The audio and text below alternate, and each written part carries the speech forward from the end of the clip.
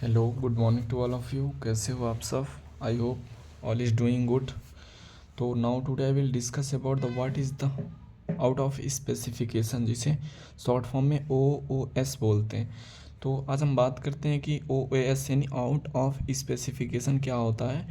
तो simple way में हम समझते हैं, जैसे मैंने इस चीज़ को, ये प्रोडक्ट को बनाया, तो मैंने जो चीज़ एक्सपेक्ट किया इससे कि मुझे इस तरह से ये प्रोडक्ट ऑब्टेन होगा इतना जल्दी। जैसे कोई मैंने टेबलेट बनाया तो सिंपली देखेंगे कि ये 5 मिनट में डिज़ोल्व हो जा रहा है, जबकि हम जो प्रोडक्ट बनाए हैं वो 5 मिनट में नहीं, वो 7 मिनट में डिज़ोल्व हो जा रहा है, या फिर उससे पहले ही 2 ही मिनट में डिज़ोल्व हो जा रहा है। तो इस तरह से मतलब हम जो भी प्रोडक्ट प्रिपेयर करेंगे वो हमारा जो है ऑब्टेन होगा टेस्ट लिमिट से पहले। मतलब जैसे जो भी हम टेस्ट कर रहे हैं या फिर जो भी प्रोडक्ट बना रहे हैं वो हमारे इच्छा के अकॉर्डिंग नहीं हो रहा है, तो उसी को हम बोलते हैं out of specification. Out of specification क्या होता है? जैसे हम सिंपली एक लाइन में यहाँ लिखें, the result is obtain out of the test limit is called out of specification. समझ में आया? अगर नहीं समझे हो तो फिर से एक बार इस चीज़ को रिवाइज करते हैं कि जैसे हमने कोई पेन बनाया, मान लें ये पेन बनाया, तो हमने इस पेन बनाने में जो भी इसमें इंक लगी है, हमने इस चीज़ को एक्सपेक्ट किया है कि कम से कम ये पेन 20 दिन चलेगा, और यह पेन 20 दिन ना चल के बल्कि 5 ही दिन में इसका सारा इंक ख़त्म हो गया। तो इसे हम बोलेंगे OOS, आउट ऑफ स्पेसिफिकेशन, यानी हमारी इच्छा के मुताबिक वो प्रोडक्ट ना बना हो। तो जब ऐसा होता है तो उसमें जो भी मेंशन होता है कंपेंडिया क्या होता है? कंपेंडिया कह सकते हैं कि एक टाइप का रिटन डॉक्यूमेंट होता है, जैसे फार्माकोपिया, किस फार्माकोपिया के बेस पे बनाया गया है वो ड्रग, और उसका फार्मूलेशन किस पे है। SOP क्या होता है? Standard operating procedure. इसमें जो भी किसी भी चीज़ को हम, जैसे कोई भी ड्रग हुआ तो उससे हम जब प्रिपेयर करते हैं तो उसे रिटन डॉक्यूमेंट में SOP फॉर्म में लिखते हैं कि पहले मैन्युफैक्चरिंग होगा, फिर टेस्टिंग होगा, फिर ये होगा वो होगा, मतलब इस तरह से।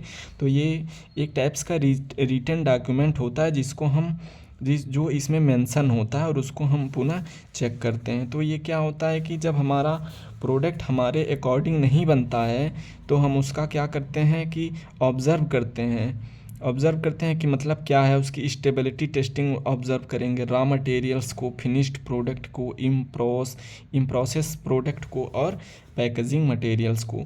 तो जैसे हमारा ये पेन, अभी हम अपने पेन का एग्जांपल दिए हैं, तो जब हमारा पेन उस अकॉर्डिंग नहीं बना, मतलब जिस तरह से हम बनाना चाहते थे, तो इसमें हम ऑब्ज़र्व करेंगे कि क्या क्या गलती हुई है। तो वही बता रहा है इसमें कि स्टेबिलिटी टेस्टिंग करेंगे, रॉ मटेरियल करेंगे, फिनिश्ड प्रोडक्ट करेंगे, या इन प्रोसेस प्रोडक्ट करेंगे।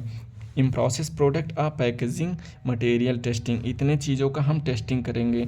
अब अगला देखते हैं कि out of specification are detected during the analytical procedure.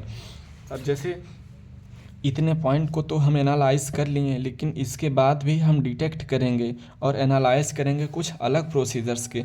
तो जैसे इसमें हो गया लेबोरेटरी एरर, हो गया प्रोसेस रिलेटेड एरर, हो गया सैंपल रिलेटेड एरर, हो गया। तो ये 3 चीज़ों को भी हम अलग अलग से चेक करेंगे। तो देखते हैं लेबोरेटरी एरर क्या होता है, कि इसमें हम चेक करेंगे method of the analysis, use of the instrument, कौन कौन से इंस्ट्रूमेंट यूज़ हुए हैं, उसमें कैलकुलेशन उसका चेक करेंगे, एनालिटिकल टेक्नोलॉजी चेक करेंगे, या पर्सोनल हैंडलिंग। पर्सोनल क्या होता है कि मैन्युफैक्चरिंग के दौरान जो भी पर्सन उसमें इन्वॉल्व रहते हैं उन्हीं को पर्सोनल बोला जाता है।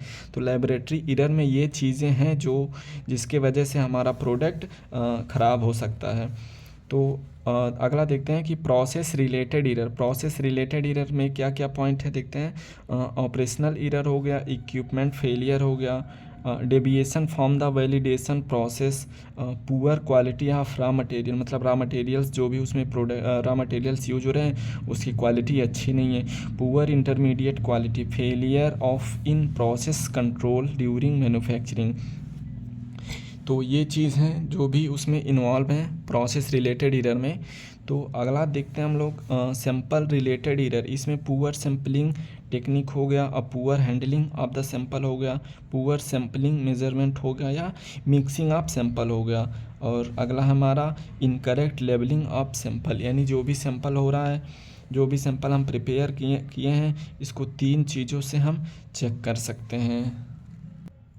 तो आगे देखते हैं हमारा गाइडलाइन क्या है। गाइडलाइन हमारा पहला है MHRA यानी medicines health care product regulatory agency, जो हमारा यूके गाइडलाइन आता है। यूके ने इसे पब्लिश किया था, UK guideline for the OOS out of the specification. और दूसरा हो गया CDRE यानी central for drug evaluation and research, जो USA गाइडलाइन है।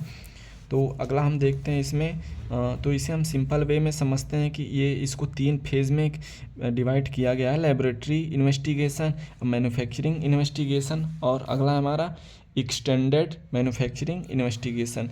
तो पहले देखते हैं कि लेबोरेटरी इन्वेस्टिगेशन में क्या आता है। लेबोरेटरी इन्वेस्टिगेशन में इसमें हम जो भी हमारा रहेगा डॉक्यूमेंट रहेगा उसको रीचेकिंग करेंगे और हमारा जो भी सैंपल रहेगा उसको रीटेस्टिंग करेंगे, यानी जो डॉक्यूमेंट होगा उसको रीचेकिंग माने दोबारा चेक करेंगे और हमारा जो भी सैंपल रहेगा उसको रीटेस्टिंग करेंगे। तो ये आता है लेबोरेटरी इन्वेस्टिगेशन में। अगला देखते हैं मैन्युफैक्चरिंग इन्वेस्टिगेशन में।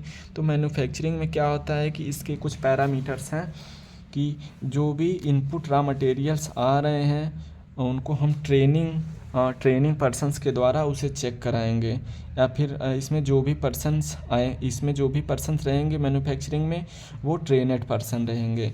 तो अगला देखते हैं एक्सटेंडेड मैन्युफैक्चरिंग इन्वेस्टिगेशंस। इसमें क्या होता है कि इसमें जो है QC यानी quality control, QA quality assurance और प्रोडक्शन डिपार्टमेंट इन्वॉल्व होते हैं। तो हम ये पहला गाइडलाइन इसका देखे हैं OOS का, आउट ऑफ स्पेसिफिकेशन का, जो medicines health care product and regulatory agency के अंतर्गत आता है। तो अब हम देखते हैं अगला CDRE यानी सेंट्रल ड्रग इवेल्युएशन रिसर्च। तो अगला है हमारा CDRE यानी central drug evaluation research phase 1 laboratory investigation और फेज़ 2 में है हमारा मैन्युफैक्चरिंग इन्वेस्टिगेशन। तो लेबोरेटरी में वही होगा कि जो भी डॉक्यूमेंट रहेगा, रिटन डॉक्यूमेंट रहेगा, उसे रीचेकिंग करेंगे और रीटेस्टिंग करेंगे अपने सैंपल को। अब मैन्युफैक्चरिंग में क्या होता है कि इसमें जो है क्वालिटी कंट्रोल, क्वालिटी एश्योरेंस और रिसर्च एंड डेवलपमेंट और प्रोडक्शन डिपार्टमेंट इन्वॉल्व रहेगा। ये लोग अच्छे से प्रोडक्ट को, सैंपल को चेक करेंगे। तो वीडियो कैसा लगा आपको, टॉपिक समझ में आया कि नहीं, कमेंट में ज़रूर बताएं। Thanks for watching this video.